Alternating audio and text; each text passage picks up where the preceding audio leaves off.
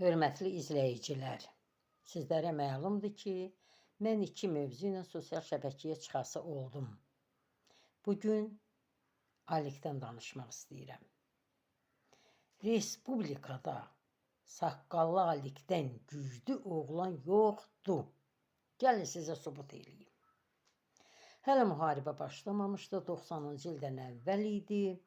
Alik Tiflisdən 3 erməni oğlu bir qadın Alver adını aldatdı, evinə gətirdi. Gələn kimi atasına da tüəngi verdi, dedi, pulların başındadır, gözün bunların üstündə olsun, qoyma qaçalar. Bir neçə gündən sonra qadının ürəyi yatdı, onu gürcünlərlə ötürdü. Nətər ötürdü, məndən yaxşı bilirsiniz. Qaldı bu 3 oğlan burada. Oğlanlar zahirən o qədər qəşəng idi.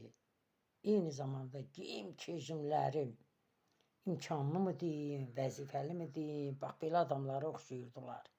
Təbii ki, bu cındırları yox gətirəsə döydüm. Öz gözlərimin şahidi idim. Hər səhər Alikin atası çiynində tüəng bu oğlanları hariyasa işləməyə aparırdı, sabah axıra, axşam axıra. Saraldılar, soldular, insan sifətindən çıxdılar. Gürcünün əlinlə bunların şəkillərini, səs yazmalarını, videolarını göndərirdi. Çəkəndə də deyirdi, gülümsər durun. Sağıq, narahat olmayın, istədiyi məbləği görün, nə inirsiniz, bizi buradan qutarın. Evin yıxılmasın, hansı günlərinə gülümsər dursunlar, ana bacının fəryadına, özlərinin vəziyyətinə, hansı günlərinə gülümsər dursunlar. İndi mən də onların şəkillərini göstərirəm sizə. Şəkildə ağ saqqallı Alikin atası da o birləri ermənidir. Bir buna baxın.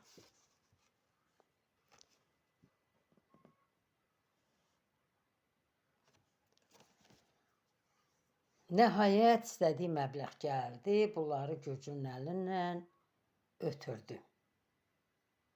İndi mənim təzminatım lap ağır olacaqdı. Gözüm müharibədən getmişdim. Yalançının ata... Yox, qoy ağzımı qoşduyum. Təzminata burada söz tutacaqdı.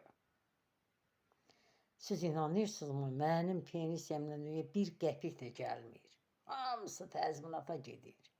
Qorxaq adamım, qorxuram. Bu barədə çox açıqlama verə bilmirəm.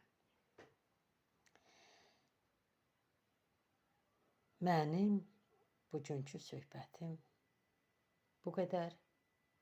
Sağ olun.